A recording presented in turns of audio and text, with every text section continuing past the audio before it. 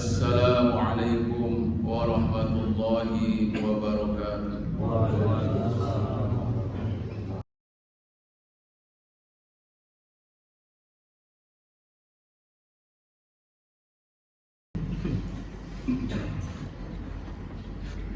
Alhamdulillah, alhamdulillahi rabbil alamin, alladzi an'ama alaina bi ni'matil iman wal islam.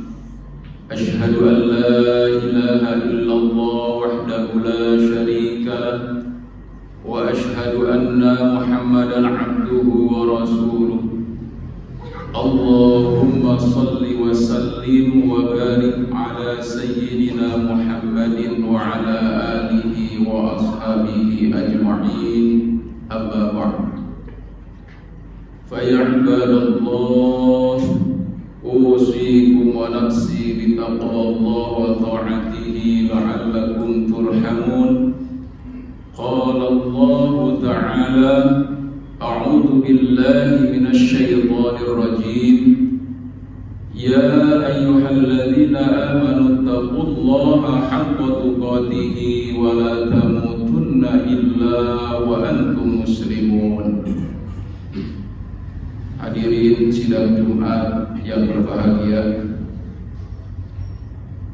mari kita bersyukur kepada Allah Subhanahu wa taala yang telah melimpahkan ribuan nikmat kepada kita semuanya, terutama nikmat iman, nikmat Islam, nikmat kesehatan, dan juga nikmat umur. Maka oleh karena itu, tidak ada kata pada kesempatan ini wasiat yang utama pada kita semua dan juga kepada khatib khususnya. Mari kita sama-sama untuk selalu meningkatkan kualitas iman dan juga ketakwaan kita kepada Allah Subhanahu wa taala dengan menjalankan seluruh perintah Allah Subhanahu wa taala mastata'na, sesuai dengan kemampuan kapasitas kita masing-masing. Jamaah rahimakumullah, tidak terasa kita sudah berganti tahun. Dari tahun 2024, hari ini sudah masuk kepada tahun 2025, tepatnya 3 Januari, dan juga bersamaan dengan tanggal 3 Rajab 1446 Hijriah. Maka oleh karenanya, mari kita senantiasa untuk selalu berupaya untuk meningkatkan kualitas iman dan amal soleh kita, dimulai dari bulan Rajab ini. Karena bulan Rajab adalah merupakan salah satu dari 4 bulan yang dimuliakan oleh Allah Subhanahu wa taala, termasuk di dalam Muharram, Rajab, kemudian Dzulqa'dah dan Dzulhijjah. Ini adalah merupakan satu himbauan dari baginda Rasulullah Muhammad sallallahu alaihi wasallam. Beliau selalu mencontohkan kepada umatnya bagaimana di bulan Rajab untuk selalu meningkatkan amal ibadah kita. Apakah ibadah sholat kita, puasa kita, sedekah kita, dan lain sebagainya, yang seluruhnya apabila itu kita lakukan, insya Allah akan Allah berikan satu pahala yang berbeda dengan hari-hari biasanya. Sidang Jumat yang berbahagia, salah satu peristiwa yang Allah Subhanahu wa taala ditulis di dalam Quran surat Al-Isra ayat 1 dalam bulan Rajab ini adalah peristiwa Isra dan Mi'raj Nabi Muhammad sallallahu alaihi wasallam. Setiap suatu peristiwa pasti ada hikmahnya. Jangankan peristiwa yang buruk, peristiwa yang sangat tidak mengenakan dalam kehidupan kita, kalau hal itu betul-betul bisa dijadikan sebagai pelajaran, maka pasti ada hikmahnya. Apatah lagi dalam hal ini adalah peristiwa besar untuk baginda Rasulullah Muhammad SAW, junjungan alam. Maka oleh karena itu sudah sepatutnya mari apa saja yang Allah gambarkan ketika dalam perjalanan Isra dan Mi'raj Nabi Muhammad SAW, ada beberapa hal. Yang pertama adalah yaitu pentingnya masjid. Mengapa? Hal ini dijelaskan dalam Quran surah Al-Isra ayat 1. A'udzu billahi minasyaitonir rajim. Subhanalladzi asra bi'abdihi lailan minal masjidil harami ilal masjidil aqsa alladzi barakna haulahu linuriyahu min ayatina innahu huwas samiul basir. Maha suci Allah yang telah memperjalankan hambanya dari suatu malam, di suatu malam dari Masjidil Haram ke Masjidil Aqsa yang telah kami berkahi sekelilingnya.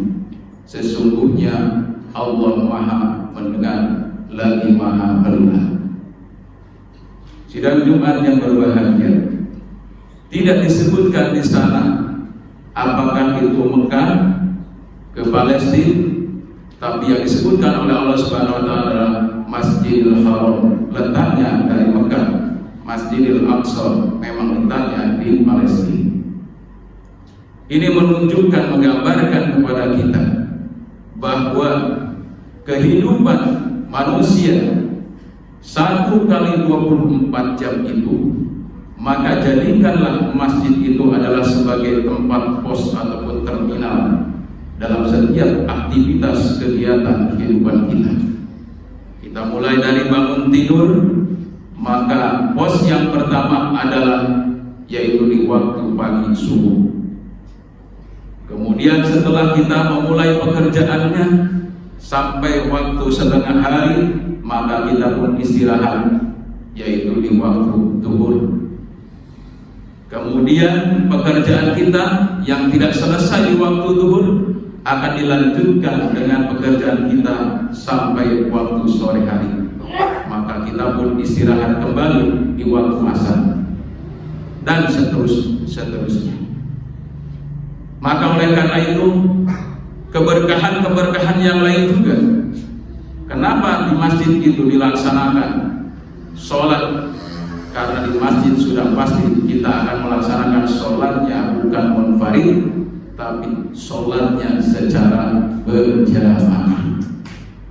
Dan itu pun digambarkan oleh Allah Subhanahu wa taala pada saat Nabi Muhammad SAW sampai di Masjidil Aqsa. Rasulullah Muhammad SAW menjadi imam sholatnya para nabi atas izin kehendak Allah Subhanahu wa taala. Kemudian juga keberkahan yang disebut dengan keberkahan di sekelilingnya.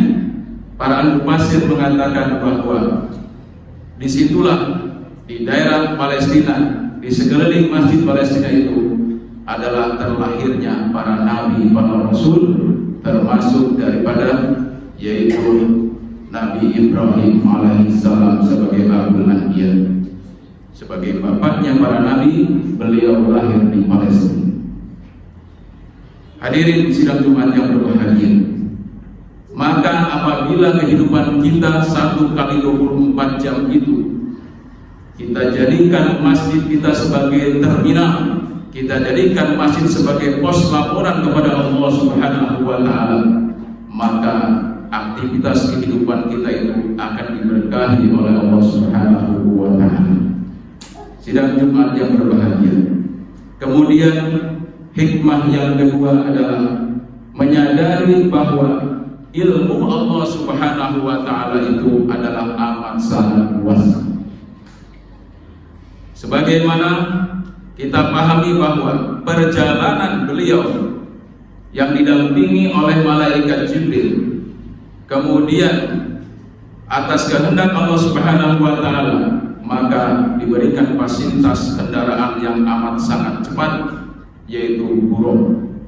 Maka perjalanan beliau tidak memerlukan waktu berbulan-bulan untuk melaksanakan perjalanan dari Masjidil Haram ke Masjidil Aqsa, ditambah dengan naik ke langit ke-7.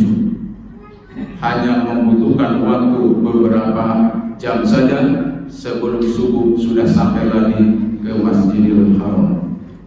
Subhanallah, Maha suci Allah dengan ilmunya, dengan keluasannya. Maka disitulah kita menyadari sesadar-sadarnya bahwa manusia ini walaupun ilmunya terus bertambah sangat pesat dalam kehidupannya, maka tetap saja menurut Allah Subhanahu wa taala masih sedikit dibandingkan dengan ilmu Allah Subhanahu wa taala.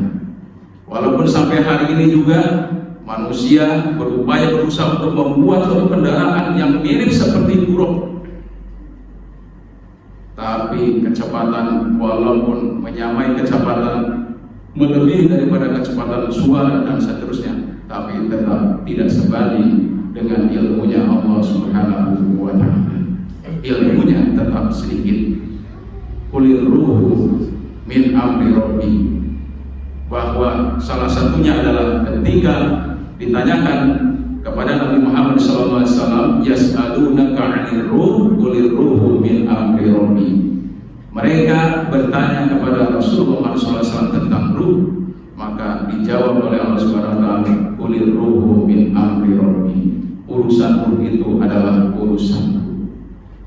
Maka boleh jadi manusia bisa mengobati, bisa mengetahui seluruh berbagai macam penyakit yang ada pada organ tubuh manusia, baik itu penyakit luar ataupun penyakit yang ada di dalam tubuh kita.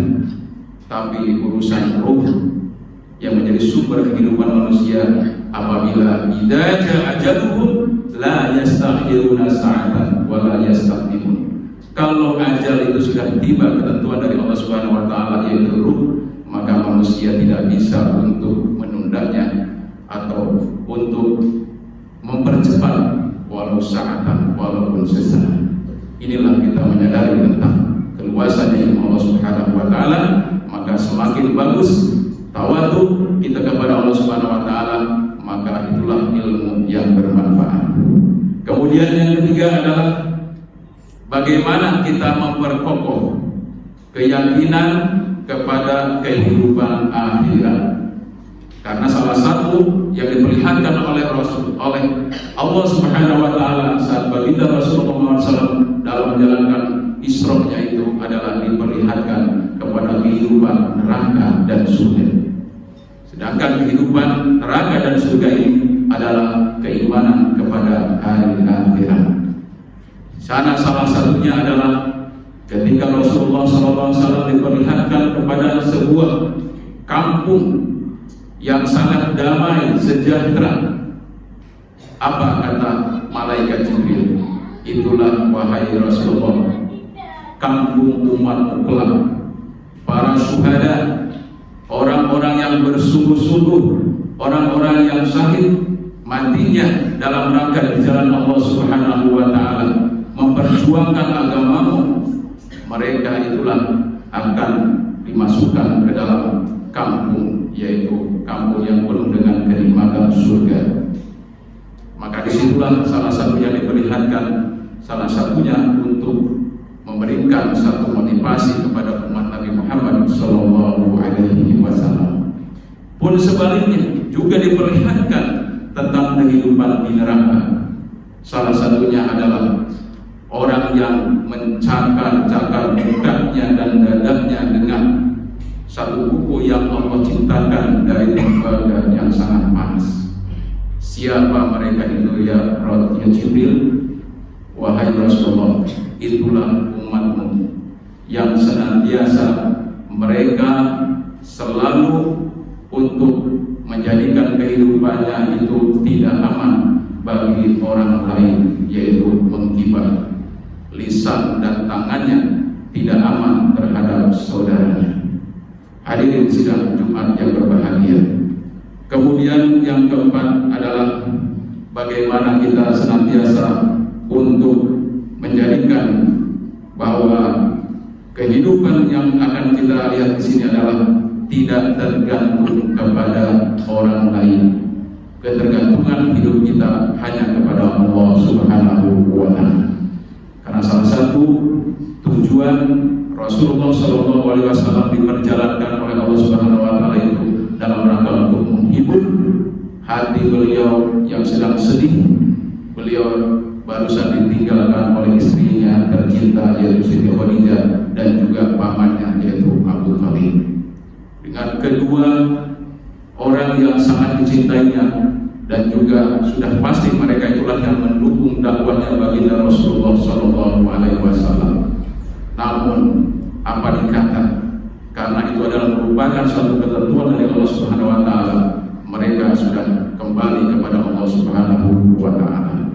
Dan demikian juga kita, bahwa untuk dalam rangka kita membutuhkan segala macam bantuan dalam kehidupan kita itu, kita yang pertama adalah memang harus berdoa kepada Allah Subhanahu wa Ta'ala, memohon kepada Allah Subhanahu wa Ta'ala agar apa yang menjadi hajat dan kehidupan kita itu diridhoi oleh Allah Subhanahu wa Ta'ala, dibersamai dengan kasab dan ikhtiar. Mudah-mudahan segala sesuatu yang sudah kita lakukan ke depan insyaallah akan diberikan kemudahan-kemudahan oleh Allah Subhanahu wa Ta'ala. Barakallahu li wa lakum fil Qur'anil Karim wa nafa'ani wa iyyakum bima fihi minal ayati wa dzikril hakim wa taqabbalallahu minna wa minkum tilawatahu innahu huwal ghafurur rahim.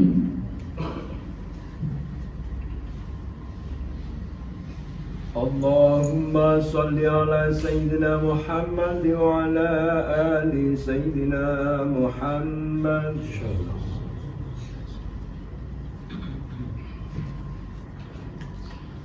Alhamdulillahi rabbil alamin wal 'aqibatu lil muttaqin wa la 'udwana illa 'alal zalimin. Asyhadu an la ilaha illallah wahdahu la syarika lah, al-malikul haqqul mubin. Allahumma shalli wa sallim wa barik ala sayyidina Muhammad wa ala ali sayyidina Muhammad wa ala ibadillahis sholihin. Amma ba'd. Fa ya ibadallah, usikum wa nafsi bi taqwallah wa ta'atihi la'allakum turhamun. Qala Allah Ta'ala, a'udzu billahi minasy syaithanir rajim. Ya ayyuhan nasu u'budu rabbakum alladzi khalaqakum walladzina min qablikum la'allakum tattaqun. Innallaha wa malaikatahu yusholluna 'alan nabi ya ayyuhalladzina amanu shallu 'alaihi wa sallimu taslima.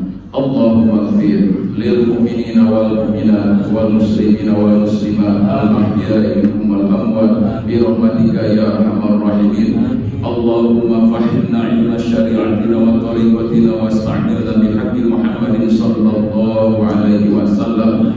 Allahumma la sahla illa ma ja'altahu sahla wa anta taj'alul huzna idza shi'ta sahla. Rabbana taqabbal minna innaka antas samiul 'alim wa tub 'alaina ya Allah innaka antat tawwabur rahim. Rabbana atina fid dunya hasanah wa fil akhirati hasanah wa qina 'adzaban nar. Ibadallah, innallaha ya'muru bil 'adli wal ihsan wa ita'i dzil qurba wa yanha 'anil fahsya'i wal munkar wal baghi ya'idukum la'allakum tattaqun.